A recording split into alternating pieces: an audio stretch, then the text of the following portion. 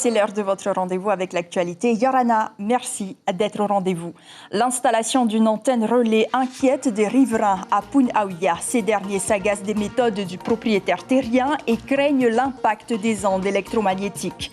Un hélicoptère s'est posé en plein centre-ville de Papeete. C'est exceptionnel et unique.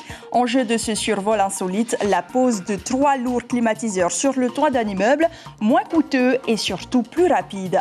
Il y a du sport aussi dans ce journal. Les taekwondoïstes ont enfin retrouvé les tatamis après un an d'arrêt. La Coupe des clubs a eu du succès. 12 associations ont répondu à l'appel. L'objectif étant de repérer les porteurs de drapeaux pour les Océania.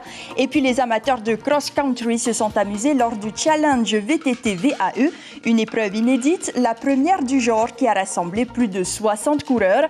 Et David Chang nous donnera également des résultats en basket, notamment dans quelques minutes.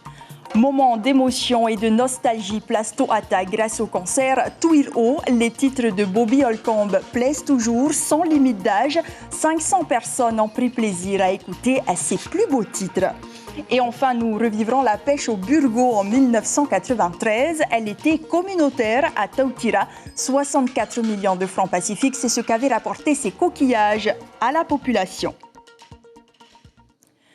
C'est le pylône de la colère. Une antenne relais 4G devrait être installée sur un terrain privé de Punaouia. Les riverains, eux, s'opposent et une pétition circule pour contrer le projet du propriétaire jugé polluant. Mais ce dernier s'estime dans son bon droit. Les détails avec Caroline Fariti-Tawadoum et Sandroli. Il va être implanté au niveau du manguier. Les nouvelles technologies, c'est bien pratique au quotidien, mais quand leurs installations dérangent, la polémique enfle. Et même si depuis une dizaine d'années, les relais télécoms se multiplient à Tahiti, à Punaouia, l'ombre d'un futur pylône 4G fait peur. On trouve qu'on a beaucoup de chance de vivre ici, dans ce beau cadre, et c'est ce qu'on veut donner en patrimoine à nos enfants. On ne veut pas leur donner un héritage pollué par les ondes électromagnétiques et une pollution visuelle du poteau. Et sans compter la dévaluation de nos terrains lorsque l'antenne sera implantée. Je pense qu'il y a un côté financier et qu'il ne se soucie pas du tout de la santé des enfants ou du voisinage et des gens, quoi. Pas question de faire la guerre pour le principal intéressé qui n'a encore rien signé, mais avoue avoir reçu des menaces. Samuel déplore un mouvement initié par des voisins pourtant proches et s'estime juridiquement couvert. Je comprends aussi qu'il y ait de l'inquiétude, mais ça va au-delà. Maintenant, je suis menacé par l'urbanisme, d'être dénoncé à l'urbanisme, à plusieurs physiquement aussi. Et je trouve que c'est bas de gamme de leur part. On a encore nos enfants qui jouent ensemble. Je demande à ce qu'on continue à discuter. On est dans une zone urbanisée. Ils veulent du sans Internet. Ils vont au toit Montou. Ils ont les micro-ondes dans la maison. Ils ont les vinyles toute la journée à l'oreille. Ils sont toute la journée sur l'ordinateur. C'est là où il y a le vrai danger. Les opérateurs qui se doivent de respecter des normes pour être en conformité avec les règles d'implantation d'antennes relais risquent la fermeture du site en cas de dépassement. Les opposants au projet menacent de porter l'affaire en justice, mais le préjudice sanitaire de la 4G qui n'a jusqu'à ce jour jamais été avéré ne sera sans doute pas retenu. Et la pétition a déjà recueilli 125 signatures. C'est inédit et surtout spectaculaire. Un hélicoptère a décollé du centre-ville de Papeete ce matin. Sa mission, hisser des blocs de climatisation sur le toit d'un immeuble. Au total, plus de 2 tonnes déposées en hauteur et des équipes émues devant un travail sans fausse note. Cet héliportage délicat a été suivi par Stéphane Ratino et Jacques Damour. Une climatisation qui ne manque pas d'air et dans le ciel le balai solitaire de l'appareil. À Papeete, au centre-ville ce matin, il y avait comme un show, la maîtrise technique du pilote, au final, plus de 2 tonnes à hisser sur les toits. Le secteur de la cathédrale bouclé et à chaque va-et-vient, la part du souffle, le défi et la prouesse, le souvenir à immortaliser pour cette première. C'est un hélico qui a 3 pales, mais vu l'emplacement où il se trouve, il y a des bâtiments tout autour, donc l'air qu'il va générer ne pourra pas s'évacuer sur les côtés. Donc qu'est-ce qui va se passer? Ça va taper contre les murs et ça va revenir à nouveau en spirale. Donc ce qui fait qu'aux alentours, on était obligé d'amarrer tous ceux qui pouvaient s'envoler, ainsi que les stores et tout. Des mois de planification, un plan tracé au millimètre et tous les corps de métier à l'unisson, pareil à ces cordées qui visent les sommets. Et au fur et à mesure de la préparation, comme un battement plus serré du cœur. La mission, s'élever en chaussant les semelles de vent. Alors, dès le premier vol, les regards se sont levés, le succès était là. Pas vraiment de stress, mais j'étais contente. Je fais, ah ça y est, ça part, parce que à la base, ces 3 clims étaient sur mon camion, donc c'est une fierté pour moi de les voir monter, oui. Il a fallu seulement un peu plus d'une demi-heure pour réaliser l'opération. Un exercice délicat qui ne laisse pas de glace, tant cette pose de climatiseur révèle une maîtrise technique, un art précis du pilotage. C'est vraiment quelque chose de très particulier. Ouais. Là, le cœur a beaucoup battu, on est soulagé là. Oui, forcément. Alors tant qu'il ne sera pas posé à l'aéroport, c'est pas fini, mais on peut dire que là maintenant la mission, j'entends qu'il vient de déposer la charge, et donc on peut considérer que l'opération est un succès. Fin de mission, retour de l'hélicoptère à l'aéroport, le ciel reprend ses airs de toujours, et devant la cathédrale, un ange est passé. C'est une grande victoire et une première. La petite fourmi de feu est déclarée officiellement éradiquée de la vallée Maruapo de Punaauia. Là-bas, elle menaçait le monarque de Tahiti, un oiseau endémique. Cette réussite, on la doit à l'association Manu grâce à des épandages. Et cette grande avancée pourrait marquer un grand pas dans la lutte contre cette peste invasive. Lucille Guichet-Tirao, Mirko Vanfou. L'équilibre est revenu dans la vallée Maruapo de Punaauia. 2 fois par jour, Wilfried Tairio vient y nourrir ses animaux. Pendant 15 ans, la petite fourmi de feu avait fait de la vie de tous un enfer. Nous, ça fait des problèmes, c'est vraiment dangereux, quoi. Et particulièrement aussi mes animaux, ils perdent aussi leur vie, les petits, ils perdent leur vie, avec les piqûres de fourmis rouges, ils meurent, c'est ça. Et maintenant, on est heureux. Pour protéger le monarque, oiseau endémique de Tahiti, l'association Manu a dû lutter contre cette peste invasive. La petite fourmi de feu faisait disparaître les derniers individus. Il y a 3 ans, 4 épandages par drone sont effectués sur la falaise. 16 hectares sont ainsi quadrillés. Après 3 ans de surveillance et de relevés, la petite fourmi de feu ici en rouge a disparu. Une grande victoire. C'est vraiment aussi une avancée historique. C'est déjà aussi quelque chose qui n'a jamais été fait au monde. Mataray, il a réussi à voler en altitude négative pour faire, avec son drone pour faire ces traitements-là. Donc ça, c'est une grande première mondiale. Trouver un moyen dans les milieux tropicaux de radiquer la fourmi parce qu'on passe par les arbres et qu'on peut enfin atteindre les rennes qui sont préférentiellement au sommet des arbres, eh bien, ça aussi, c'est une avancée extraordinaire. Une victoire pour la sauvegarde du monarque, mais aussi un formidable espoir pour la lutte contre la fourmi de feu en Polynésie. Mais attention aux déplacements de terre qui répandent la fourmi. Les remblais, les plantes et même le compost infesté doivent être traités avec un insecticide à effet retard. Vous venez de vous apercevoir que vous avez de la petite fourmi de feu dans votre jardin, ça vient d'arriver, traitez tout de suite. En un traitement, vous allez vous en débarrasser. Sinon, c'est vos petits-enfants qui vont pleurer parce qu'eux, ils ne pourront plus vivre là, sur cette terre. Grâce à ce succès, le monarque de Tahiti peut continuer à vivre dans la vallée de Maruapo, où vit aujourd'hui la plus grande population de cet oiseau endémique, seulement une centaine d'adultes en tout. Et sachez que le monarque de Tahiti est en danger critique d'extinction qui ne survit plus que dans 3 vallées de la côte ouest. Pas un mot sur la ferme aquacole pour cet énième déplacement à Hau, mais les autorités ont inauguré la nouvelle centrale thermique de l'île, financée à hauteur de 300 millions de francs pacifiques par le pays. Le président du pays, Edouard Fritsch, accompagné de quelques membres du gouvernement, d'élus et du haut-commissaire de la République, Dominique Saurin, s'est rendu sur 4 atolls des Tuamotu de l'Est. À cette occasion, 34 familles du chef-lieu ont également reçu des bons d'aide en matériaux de construction des mains du ministre de tutelle. Fangatau, Fakahina, Amanu sont les autres atolls visités par le gouvernement. Nous passons tout de suite à l'actualité sportive du week-end.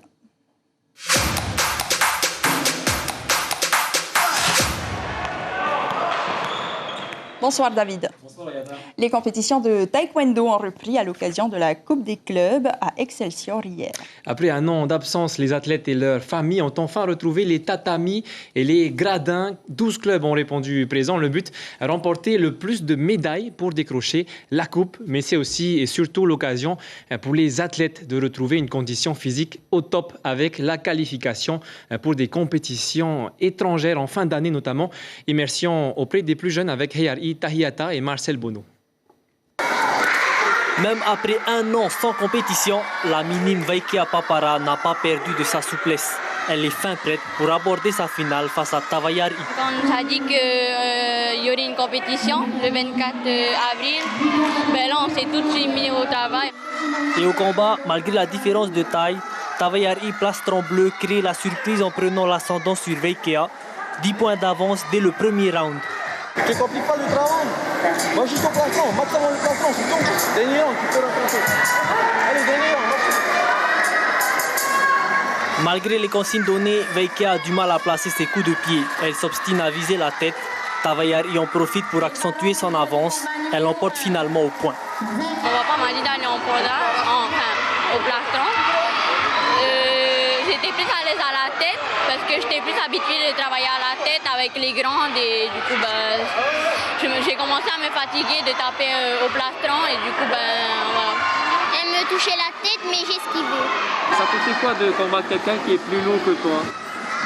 Ça me fait rien parce que dans le club, il y a une fille qui a presque le même poids qu'elle et je combats avec elle. La finale des cadets en moins 41 kg. Ici, Ora Tearki Tuohea est face à lui Keanu Lefoc. Dès l'entame du combat, Tearki, plastron rouge, enchaîne rapidement les coups de pied. Stratégie payante puisqu'il mène le premier round. Mais j'avais pris l'avance. Au deuxième, il commençait à me rattraper et au troisième, j'ai perdu. Loin de se laisser démonter, Keanu renverse la situation à son avantage. Malgré une blessure, il réussit à remonter au point. Sur les dernières minutes, son adversaire étant à bout physiquement, Keanu en profite pour donner le coup de grâce pour la victoire. Dans ma tête, je voulais gagner tout le temps. Et je me disais que j'allais gagner. Et à la fin, j'étais vraiment fatiguée. À l'issue des 76 combats, c'est finalement le club de Tefana qui décroche la coupe avec 8 médailles d'or. Prochain rendez-vous le 29 mai pour la coupe Tepunahiti à Punaouia. Et en deuxième place, on retrouve le club de TKD Tayarapu et le club de Taishan Martial Arts en troisième place. Je vous propose à présent de voir rapidement les sports que vous avez ratés ce week-end. Il y avait de la natation avec le meeting 25 mètres, du VA avec la Coupe de l'Environnement ou encore du vélo avec le challenge VTT VAE du côté de Tevayuta. C'est parti. La fédération tahitienne de natation organisait hier et aujourd'hui ses compétitions dans le petit bassin de Pattaya. Aujourd'hui, les jeunes nageurs participaient au meeting 25 mètres. Il y a deux publics. Alors, il y a le public des jeunes, comme je te disais, qui vont venir chercher un temps de niveau national, qui vont pouvoir intégrer les grilles au niveau de la France. Et après, la deuxième catégorie, c'est les juniors, où là, certains coachs utilisent cette compétition pour une compétition un peu plus de travail, quoi. Tester des courses, tester des stratégies. Un record aujourd'hui, Teivaguéen, 18 ans, qui signe une meilleure performance Tahiti aux 50 mètres d'eau avec un temps de 27 secondes et 9 centièmes. La compétition servait également de sélection au championnat de France, 6 nageurs qualifiés. La Coupe de l'Environnement organisée par le club de Va'a Enviropol a fait un carton ce week-end du côté de Punaouia. 100 équipages V6 ont répondu présents. Chez les seniors, Shell Va'a s'est imposé. Chez les cadets, EDT Va'a a gagné devant Pire FA et Heiva Ahoe. En Algérie, d'abord, quand on a vu ça, il commençait à lâcher, là, on a commencé à Syrie. Le challenge VTT VAE du côté de Papeari organisé par la Fédération tahitienne de cyclisme. 3 distances au programme, 10 km pour les minimes, 17 pour les cadets et dames et 24 pour les juniors, seniors et masters. Les coureurs ont pu profiter cette fois-ci d'un nouveau terrain de jeu. On a eu la chance et l'opportunité d'avoir mis à disposition le terrain par M. Moux, qui nous a permis de venir sur le terrain, de venir pratiquer. Et là, pour une première, on est heureux parce qu'on a eu quasiment une cinquantaine d'inscrits en mécanique et une quinzaine en VTT assistance électrique. Cédric Van l'emporte en VTT avec un temps de 1 heure et 2 minutes à quelques secondes devant Heyar Imanote. Et la course se fait en 2 étapes. Le prochain rendez-vous est prévu vendredi prochain. Et nous partons à Huahine où plusieurs athlètes sont reconnus dans leurs disciplines respectives. La rame en est un exemple, mais pas seulement. Inacio Raveino, Gilles Tautou et Patrick Ting étaient sur l'île de Matairea pour sonder la source de cette motivation. Reportage. Welcome to the battle. 5, 4, 3, 2, 1, go! Après 2 mois d'entraînement, la motivation de ces dames est toujours intacte. Amies dans le sport comme à la vie, elles ont réussi à se retrouver 5 jours par semaine. Ça fait 2 mois déjà qu'on a commencé ensemble avec les filles, parce que sinon on fait chacune des sports différents, quoi. Moi, je vais courir, on va de reprendre le VA, et les copines, elles se préparent pour le volleyball, pour représenter Huahine sur la caravane du Sud prochainement. Une bonne heure d'exercice plus tard, le temps est aux obligations familiales. Mais pour ces 4 sportives, ces moments sont précieux. C'est de rencontrer les amis, faire un peu de sport pour la santé. Ça te plaît? C'est ça qui te ouais, c'est ça qui me plaît beaucoup. Eux se côtoient depuis plus longtemps. Les jeunes rameurs rassemblés par Kevin Serran-Jérusalemi se sont fait un nom dans le monde du VA. Magnifique. Ça, ce sont que des gars de Huahine Détruit tout, quoi. Magnifique. Voilà. Ce sont que des jeunes. Moi, je suis le 2e plus vieux de l'équipe, 27 ans. Le reste, j'ai 24, 18 ans. Le MMA, c'est la pratique sportive la plus en vue à Huahine. Emmené par Hiro Lemaire, le président de la Fédération de lutte Jiu-Jitsu brésilien et de MMA, ce sport attire tant les plus jeunes que les pratiquants d'autres sports de combat. Allez, on termine avec du surf de gros et la fameuse vague de Nazaré au Portugal. Regardez, aujourd'hui, c'est cette vague surfée par Rodrigo Coxa qui est officiellement la plus grosse jamais surfée. Mais l'Université de Lisbonne s'est penchée sur la taille de la vague surfée par Tony Laureano en octobre dernier. C'est celle-ci que vous voyez. D'après elle, elle dépasserait les fameux 30 mètres de haut et détiendrait donc le nouveau record du monde. C'est au livre Guinness des records et à la WSL que reviendra la lourde tâche de décider.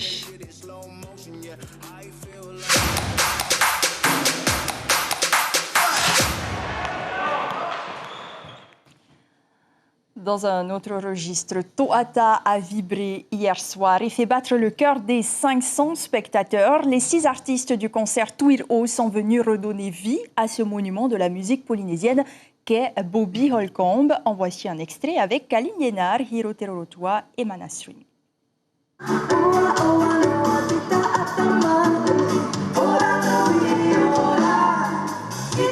Le mana de Bobby, c'est cette faculté de réunir toutes les générations. Très heureuse de pouvoir profiter de cette occasion pour qu'au moins il se familiarise avec un grand nom de la chanson. C'est la première fois qu'il écoute donc les musiques de Bobby et ça me fait plaisir qu'il puisse partager ça avec moi.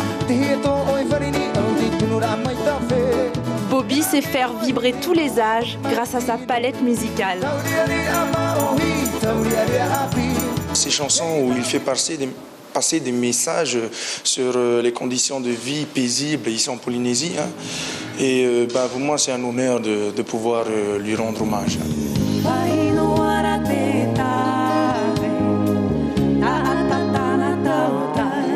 Bobby, c'est aussi l'art de toucher l'âme par sa musique emplie d'humilité.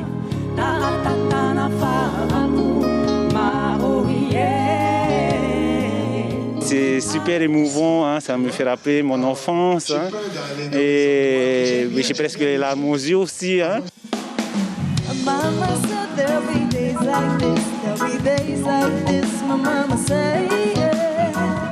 Bobby chante comme il ressent la vie. Quand je suis montée sur scène pour les premières chansons, j'ai senti une grande responsabilité, on va dire, de faire honneur au chant de Bobby, surtout qu'au premier rang, il y avait sa fille.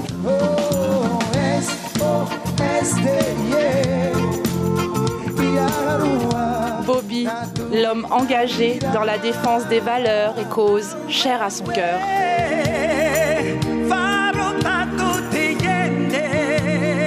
Ce sont ces messages et puis je pense que Je pense que Bobby, à l'époque, il y avait autant d'accidents qu'aujourd'hui et je pense que c'est d'actualité. Mais sur scène et faire passer ce genre de message, c'est dur.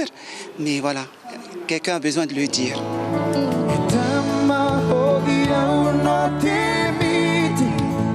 Bobby, cet amoureux des langues et surtout des personnes, nous a offert les plus beaux cadeaux, le don de soi et cet héritage musical intemporel, un héritage artistique pas officiellement reconnu à Huahine, qui a refusé que le collège porte son nom. Ce concert sera diffusé prochainement sur Polynésie, la première. Petit saut dans le temps, comme chaque dimanche, pour découvrir la pêche au burgo, comme on n'en voit plus. En juillet 1993, la commune de Tautira a organisé un ramassage de ces coquillages grâce à une autorisation exceptionnelle délivrée par arrêté gouvernemental. Il a connu un réel engouement populaire. Vous allez comprendre pourquoi dans ce reportage de Paula Arnaud et Jean-Paul Dunant.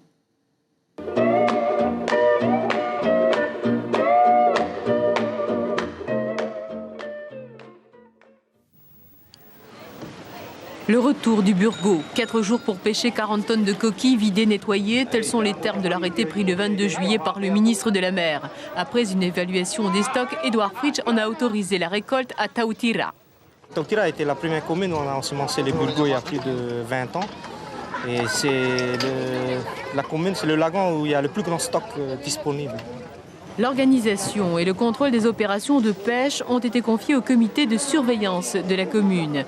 Créé en 88, ce comité est habilité à faire toute proposition en matière de pêche et de protection des espèces animales marines et d'eau douce. Zone de pêche retenue entre l'îlot Fenuaino et la baie de Taapea. 55 bateaux y ont jeté l'ancre, à bord 2 plongeurs, 2 matelots, un pilote. Les burgos reposent par 5 à 6 mètres de profondeur. Le travail s'effectue rapidement. Pour atteindre le quota de 40 tonnes de coquilles vides, la récolte de burgos bruts doit s'élever à 70 tonnes. Les femmes et les enfants restés à terre jouent aussi un rôle. Vider et nettoyer les burgos. La chair d'un côté, la coquille de l'autre, chacun s'applique, le produit de la pêche revient à la population. Le maire de Tautira a choisi de rémunérer ses 2400 administrés à la proportionnelle. Plongeurs, 120 000 francs. Pilotes et matelots, 70 000. Nettoyeurs, 30 000. Même les enfants auront le droit à une part du gâteau de 2 000 à 8 000 francs selon l'âge. Tautira, tout le monde le connaît, c'est un district, c'est quand même une petite commune au bout de l'île formée de pêcheurs en majorité et d'éleveurs. Et pour eux, c'est un réconfort énorme. Ça va permettre peut-être de les aider pour quelque chose de 3 mois dans leur budget familial. L'opération aura rapporté à la population de Tautira 64 millions de francs pacifiques. C'est l'essentiel de l'actualité développée ce dimanche. L'information principale retenue pour ce soir concerne cette polémique du côté de Punaouia. Des riverains disent non à l'installation d'une antenne relais 4G et une pétition circule pour contrer le projet du propriétaire. Jugé polluant, ce dernier s'estime dans son bon droit et demande le retour du dialogue. L'actualité à venir, la Polynésie aura bien une candidate à Miss France cette année. Les prétendantes au titre de Miss Haiti seront présentées officiellement jeudi. Un rendez-vous politique est à noter vendredi. Le conseil municipal de Rangiroa choisira son nouveau maire. Et enfin, samedi, le gouvernement rencontrera les représentants syndicaux à l'occasion de la traditionnelle fête du travail. Et puis demain, vous saurez tout sur les accidents du travail avec notre invité café de la matinale radio, Tekura Yipsung, chef du service prévention des risques professionnels à la CPS, répondra aux questions d'Ibrahim Ahmed Azi. À la une de vos quotidiens, demain, la dépêche s'intéresse aux déchets de poissons qui sont de véritables trésors jetés en mer. Tahiti Info titre sur la fourmi de feu totalement éradiquée à Maruapu. À suivre sur votre antenne, une comédie policière française en liberté. Elle sera suivie d'une série américaine Blacklist. Merci de rester fidèle à votre chaîne publique. Tomater Iteporwar et Shikita Darouzes seront en commande de vos journaux télévisés cette semaine. Je vous retrouve vendredi prochain avec plaisir. Prenez soin de vous et très belle semaine pour le plaisir des oreilles. On se quitte en musique.